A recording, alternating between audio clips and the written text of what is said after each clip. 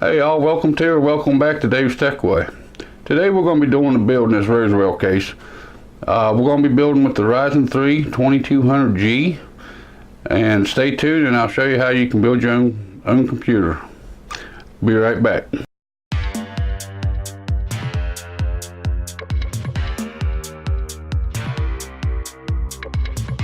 Alright guys, like the intro said, we're going to be doing a build today. I got the Rosewill case. Right here, I got the Gigabyte B450M DS3H motherboard. I have a 240 gig Kingston SSD. Ain't the most capacity, but it is going to be pretty quick on fire up. So for extra storage, we got one Western Digital 1 terabyte mechanical hard drive. It's 7200 RPM. Of course, we have the Ryzen3 2200G processor there. Right there is the legit copy of Windows 10 64-bit home. Yes, I know you can get them cheaper online and whatnot, but for customer systems, I always go with the OEM or the retail version of Windows. I don't trust them keys. We have 8 gigs of Adata. 2 4 gig sticks at 3000 megahertz RAM for this build. That way it runs in dual channel. That way you get the benefits of dual channel out of it, which takes some of the pressure off of the CPU, because that is only a quad core processor. And we also have an EVGA 500 watt 80 plus. This ain't bronze, this ain't gold, but it is 80 plus. And it had pretty good reviews, so that's what we're going to go with in this system. This is not modular. It is all with all the cables combined. Alright guys, like I said, now we're going to do the prepping of the motherboard. I have the processor set out. I have the Adata XPG RAM set out, and the motherboard set out before we can get it all prepped up and get it ready to go in the case. Now let's get the motherboard pulled out of the box here. Put the anti-static bag over to the side. Because you can tell when I hold the motherboard, I hold it by the edges and by the plastic whenever possible. Once we get the CPU and the air cooler for the CPU installed, I'll be able to pick it up and move it around with the air cooler. So that way I don't have to worry about cutting myself with them little prongs on the back, or shorting anything out with any kind of ESD that anybody may be afraid of. We'll start out with the CPU here, opening up the box they came into. It's nice how they put 2 boxes inside of a 3rd box, right? You got your processor and a Go Fast sticker. Now that helps with your system, you know, that gets you an extra 10 FPS right there.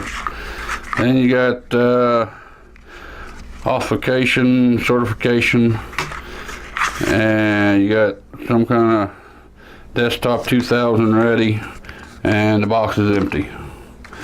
Alright, right here's the main part of it. To insert your CPU, you open up out of the clamshell packaging. There's 2 little indentations right here on the side. That's the way you want to hold it. You want to hold it by the sides. You have all these wee little pins. If the camera will focus on them. You want to try not to bend them pins. If it's an Intel processor you're building with, the pins will be inside the socket. AMD, it still has the pin array, which means the pins will be on the CPU itself. To do this little lever right here, you pull it to the side and lift it up. That opens up the socket. If you look closely on the CPU, it's one corner's got a little gold triangle. The other 3 do not have it. So this little gold triangle right here on this edge, is going to line up with the one that's on the motherboard. And on this motherboard, the little triangle, I don't know if you can see it real well in the camera or not, it's right down here in this corner. You just take your CPU, set it down in the holes. Gently set it down there. Don't take a whole lot. Give it a little wiggle, make sure it's in there. Then you close the retention on. That locks it in place. CPU is now installed. Just that simple for the CPU. Now, as you can tell on the cooler, it's already got thermal paste applied. That's more than enough, and they ain't gonna give you a cooler that ain't gonna cool the CPU, and they ain't gonna apply less thermal paste than what you need to keep the cooler, to keep the CPU cool. Alright, let's get to installing this bad boy. This comes with the old brackets for the older CPU coolers that AMD used to sell or give. So we're going to have to take this apart. And it's going to be simple. You just take the 4 screws out.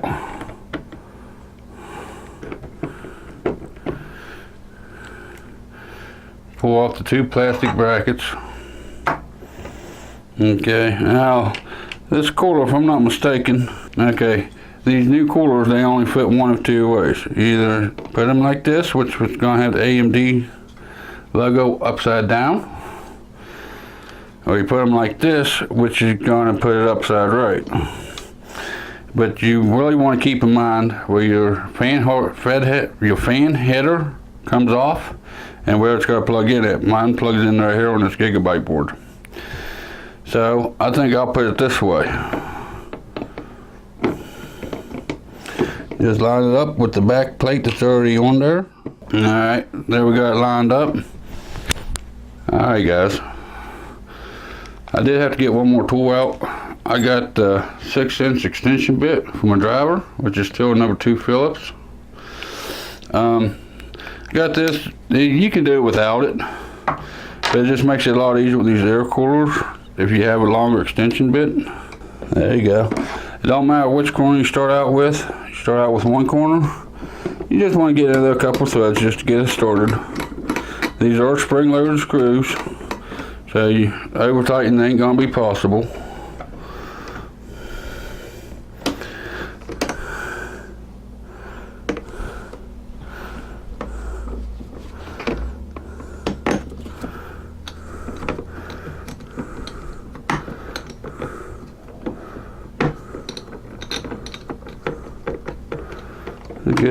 Just get them started.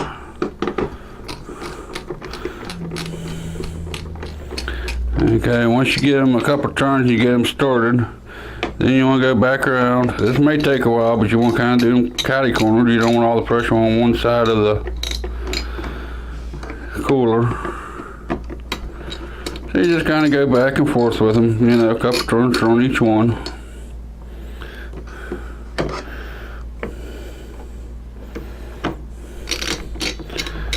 And since these things are spring loaded, you ain't gonna be able to over tighten them. They will stop at some point, and when they stop, they're tight.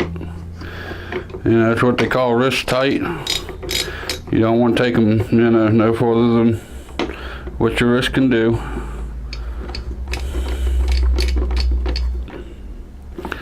Okay, there we go. That should be good. You can lift the motherboard up by that now, which is gonna make it easier when you go to put it in the case. Here's your fan header. It's a 4-pin PMW fan header. And right here is your connection for it. It says CPU fan right there above it. That's where you need your cable to plug in. You got your header. You got that little clip right there on the side. You got a notch on one side of the wire that plugs in. You just match up that clip with the notch. And you push it down on there just like that. That is the CPU and the CPU cooler installed and ready to go. Next thing for prepping the motherboard is going to be your RAM. I figured it was going to go in slots 4 and 3, but I had to check the motherboard manual to make sure for dual channel. Here's the Adata RAM that we're going to be using. We're going to be using dual sticks. That way it runs in dual channel mode. What all comes in the box? Well, it looks like this clamshell with just the memory. It don't look like there's really anything else in the box. No paperwork, no go faster sticker, no nothing. That's pretty nice. That's less trash I gotta throw away. Okay, now since I know which of the 4 DIMMs I'm going to be using, you pull the levers back on both sides, the tabs.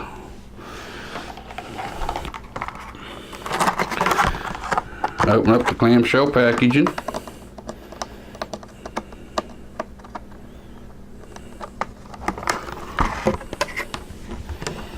There we go. Pretty new modulars there. Sometimes you have to push them from the underneath side a little bit on the packaging to get the RAMs out, just like so. Now whenever you're installing your RAM, you have a notch right here in the middle. Make sure you line that up with the notch correspondent inside the RAM stick.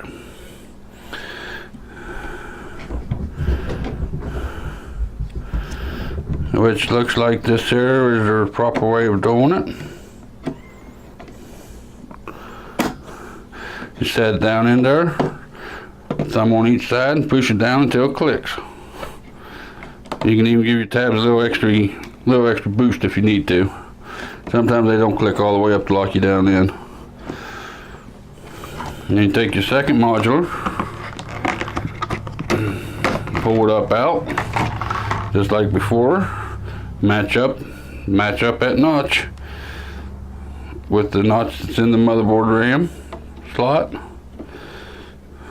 You don't want to force anything. Should slide down in fairly easy. 2 thumbs, 1 on each side. Click it down. Click the other side down. Alright guys, since we've got the motherboard prepped, now next thing we'll do is move on to installing everything into the case. I'll be right back. Alright y'all, now we're going to put everything into the case that's got the motherboard prepped. Some of you probably noticed that CPU cooling fan that I've actually switched around. I didn't like the idea of that AMD logo so close to my RAM sticks. And so I just switched it around. I put a zip tie there on the power cable just to make it look a little bit better. That ain't necessary, but it does make it look better. Alright, so the next thing we're going to do here, guys, is pull the case over. This is a Rosewill, and just like if you've seen the review on this case, or the overview of this case, I ain't going to try to pronounce it, because I'll butcher it, so I ain't even touching it. Let's take off the side panels here. Take out the 4 thumb screws.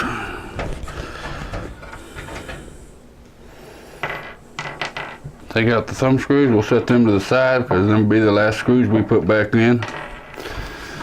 Pull the side panel back about 1/2 inch or so. Let that fall forward, pull it off. Put that in safekeeping. Flip the case around here where you guys can see what I'm doing. Just like the other side, like I said, it pulled back about 1/2 inch or so. And it just falls right off. Put that with the other one so we don't scratch them up, ding them, lose them. Inside of each case, you're going to either have a little baggie or a box. They're usually inside the hard drive case. Since this is a cheaper case, they give you a little baggie that is bread tied to the internal cables, the front port umbilicals. Which, what we got? We got a USB 3, we have a USB 2, and the HD audio, and we got a power switch, and a power LED. That looks like that's all the front umbilicals we have for this one. That shouldn't be too bad. We'll shove them out the back right now. Started with the power supply here, got the EVGA 500 watt. It is 80 plus. It is not bronze or gold or nothing, but it's 80 plus, so it is made with better components and should do fine for this build. It's actually overkill for this build, but whoever buys this computer, if they ever want to upgrade their graphics card, you probably go up to a 1070 and still not need anything. Wouldn't need to replace the power supply, even if you wanted to go up to a 1070. If you go up to 1080 or something like that, you may want to, but this power supply should be good up to about 1070, 1060, no problem. 1060i shouldn't be no problem. And then this one right here don't have no little lips or nothing to fit it under. It just kind of sets in there. Line up the screws with the screw holes here. You want to make sure you're hitting the right screw holes. Power supplies are made to be flipped over, so you have to be careful whenever you're putting the screws in to make sure that you're putting them in the right screws, and you ain't putting them through one of the vent holes in the back. That's just something to keep in mind. Right now I'm just taking my fingers and getting them started in the right holes,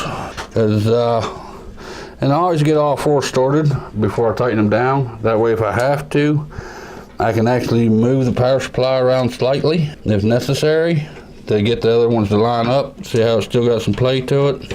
Once you get them all started, I'll slide the power supply all the way back towards the motherboard tray. You don't have to do these catty corners. It's just a habit I've gotten into over the years of doing this. And you just want them snug. You don't, you ain't sealing it against water. You ain't making sure there ain't no air leaking out of it. Nothing like that. Alright guys, now since that installs the power supply and that's ready to go, everything besides running the cables from it. 3.5-inch drive, it's got these little tabs inside the sled. But there's 4 of them. They should line up with these screw holes. Get one side started, just like that, and give it a little bend. Pull it out, and them pins hold that one in. And that's your hard drive installed. And that's your hard drive in your caddy. Now, if I'm reading this right, the screw holes on the bottom of this should line up. The bottom of the caddy should line up with the screw holes in the bottom of the SSD, just like so. That goes for any 2.5-inch drive, not just SSDs. And there we go. Got all 4 of them. And you want your drive, you want your SATA ports, your connectors facing the back of the sled. You don't want your cables coming out the front. So you can get one started there. That'll be enough to hold the SSD up towards the sled. Don't tighten it down all the way.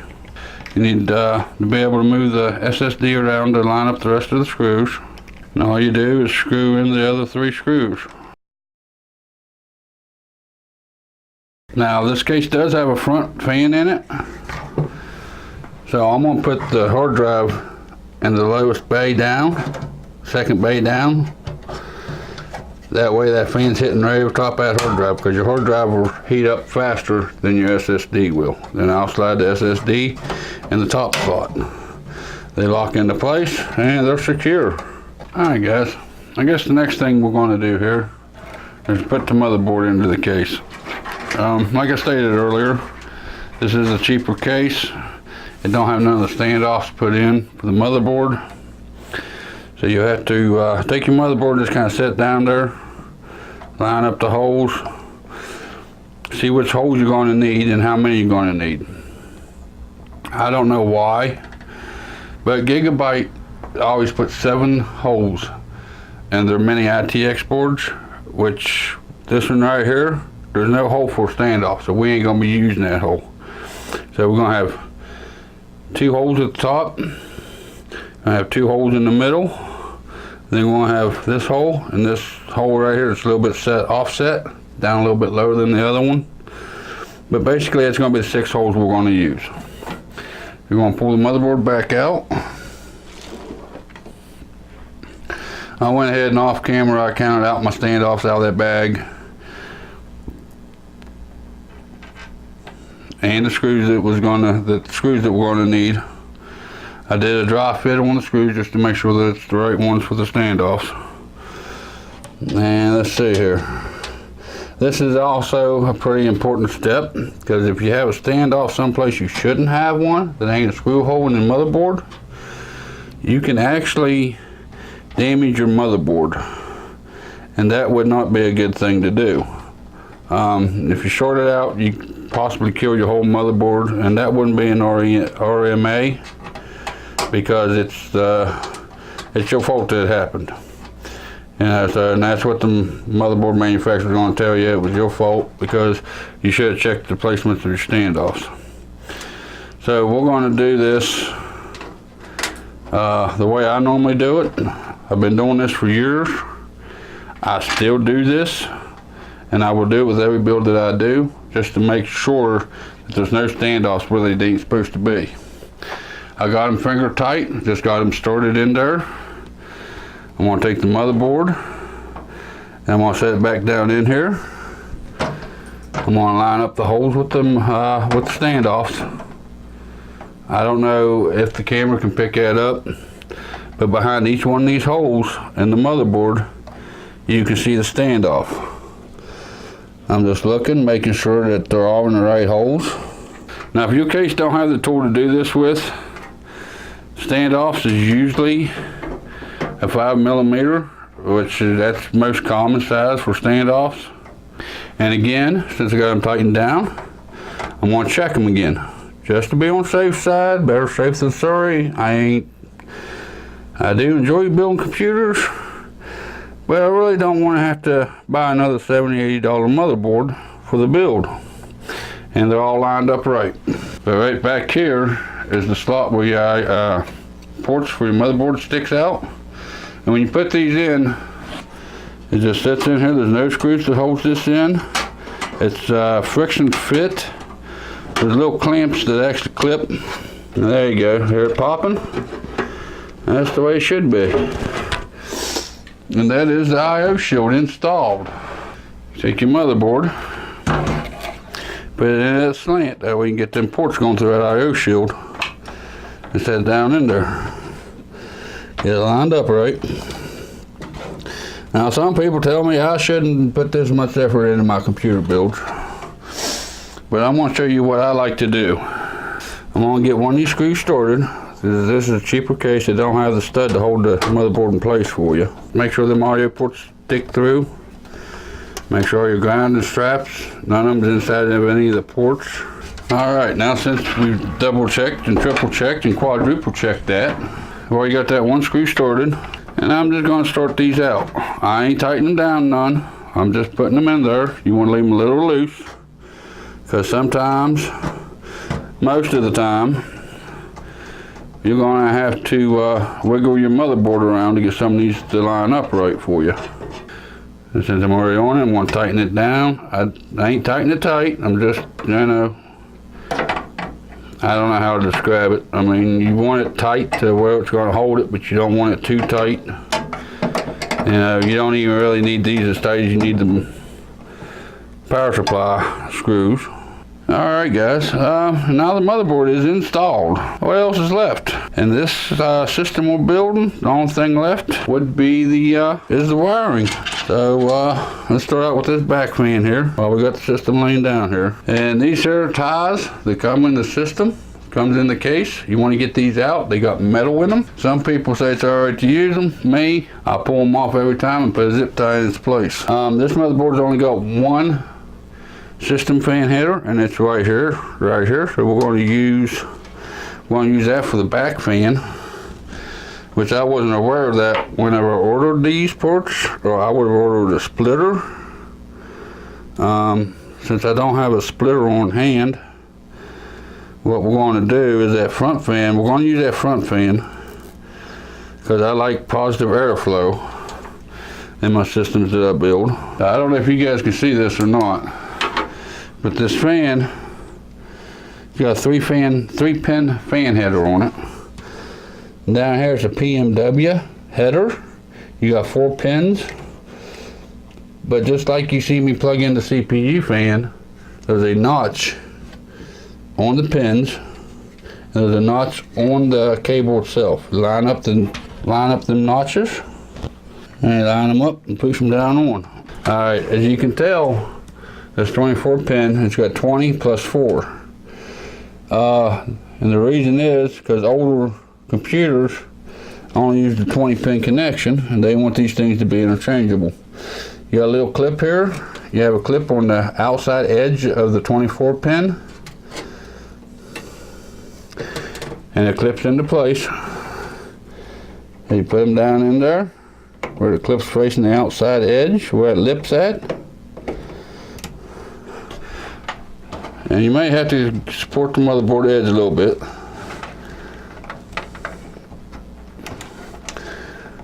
And you push that down in there. Sometimes you'll hear it click, sometimes it won't click. And just give it a little tug, make sure it's in there. Look, I'm even flexing the motherboard with it, so I know it's good and in there. And just like the 24 pin, this 8 pin comes in 2 sections. It comes in 2 4 pins. Some of the cheaper motherboards are actually only use 1 of these. This one here's got an 8 pin connector up here. Don't know if you can see that or not. There we go. I've got the 8 pin connector up here. The lip is facing down on the motherboard. So you want to make sure the clips is facing down. Pinch them together. There we go. And just clip them down in. I don't know if you heard them or not, but that one actually clipped in the spot. And that right down there is what is clicked in. The 8 pin CPU. Then you just run all the excess to the back. That way you keep your cable management as nice as possible. Alright, now you guys may be able to see this. But it looks like the power LED goes down here on the bottom. It looks like the power switch goes over here on the 3rd and 4th pin at the top. The power switch right there, it's got a plus and positive and negative. It don't really matter about your switches. All you're doing is turning, bridging the wires. That way they make contact and they turn on the system. So it really don't matter about the negative or positive on them. You line them up with the pins. Slide them down on. This is what I got here, which is 2. Looks like the positive's got to go on the left side, and the negative is on the in the middle. So we're gonna slip it right down on like this. There's the negative, and there's the positive. Alright, there's your power switch and your power LED lit up. Hooked up. Okay, the next sensor right here, and you can see it nice and clear, is the USB. This is the USB 3. Your cable's got a notch on it, right there. And your connector should have a notch in it, which is right there on the top. Just line up the connectors, the notches, and push them down on. USB 2, which is right here. This in here will work. You can tell because it's got 1 pin missing in the top left hand side. Your connector should have a pin missing in that top left. Slides down on. Just like that. But you match up the missing pin with the missing connector there.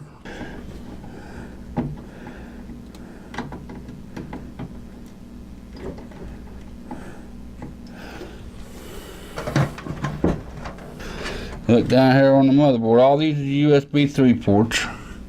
It really don't matter which one you hook into which hard drive, but most of them is numbered. So you get your SATA cables out here. Okay, I use the straight ends on the motherboard. They only fit in one way.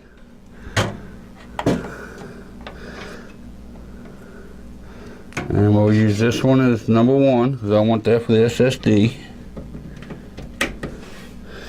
And then port 1, port 0 I want for the SSD, port 1 I want for the hard drive.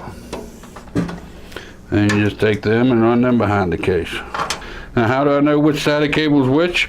I put the one with the right angle, I put that on port number 1 for the HHD, not the solid state drive. Alright, so we're going to go ahead and hook up these SATA cables to the appropriate drives. With the SATA drives, right there where your SATA cable hooks into your drive, you got that little notch, and on the cable, it's the same way. It's got the notch on the one side, they only go in one way. You just take it and slide it down in there in the appropriate direction, and it clicks on. Just like that. Power cables is also the same. if you look over here, the board runs this way, and then you got a notch going down. Okay, your SATA cable, you look at the end of your SATA cable. Let me get it in focus here for you maybe. It runs across and it runs down. It's got the notch in it. It only goes in one way. So you line it up correctly and you push it down on. There we go. And these are just friction fit. There's no clips that hold these on, but they're on there pretty strong. And then you just plug in the one for the second drive down as well. Here for the Molex connector and the PMV fan. You got another one of them bread ties. We take them off. We're just going to plug it into the Molex connector right now. There we go. Alright guys, we're at that part of the build to where we get the boot tested and see if it actually turns on or not. Make sure you have the power supply plugged in, have the power switch on the on position, and you hit the power button. And right away, the power light comes on. CPU fan spinning. The back fan is spinning. And the front fan is spinning. So I would say that that is a successful boot. And that is the way you build a cheap gaming PC. Like I said, you look down in the description, if you don't count in Windows, it's less than $500 worth of parts for this build, guys. And it ain't the greatest. I mean, you're running onboard EVGA 8 graphics off of the 2200G. But if you're a casual gamer, or even if you don't have the money for a GPU right now, this system will get you up and it will get you gaming.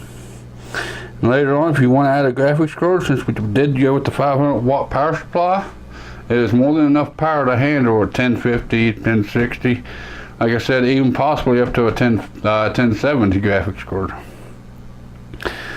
Because with the newer generations of graphics card, pretty well, you know, they're pretty power efficient. They don't need as much power as what the older cards used to take. But I would say that that is a successful boot. That is a successful job. I will come back in and probably do it off camera, but I need to finish up the wire management, which you can tell in the back right here. There is no wire management yet. And put the side panels on, and she'll be ready to start doing some testing with. And once I get it tested, and I get the operating system Windows 10 Home put on it, it'll be ready for sale. If you guys like to buy this computer or one like this from me, go down under the About page and you got my email address. You can always shoot me an email and let me know. I do build higher end systems. This is about the minimum specs that I would build for anybody. Even as a workstation, this is about the minimum that I would build. It's totally upgradable. It's totally customized. You know, if you don't need a 1 terabyte hard drive, we can cancel that out. And that'd save you $50-some by not having that hard drive in there. If you don't care about the SSD, we can take it out and keep the 1 terabyte. That'd save you about $45. Yeah, but let me know in the comments what you guys think about the case and about the build that I did here today. And until next time, y'all take care. And you guys will see me in the next video. Have a good day.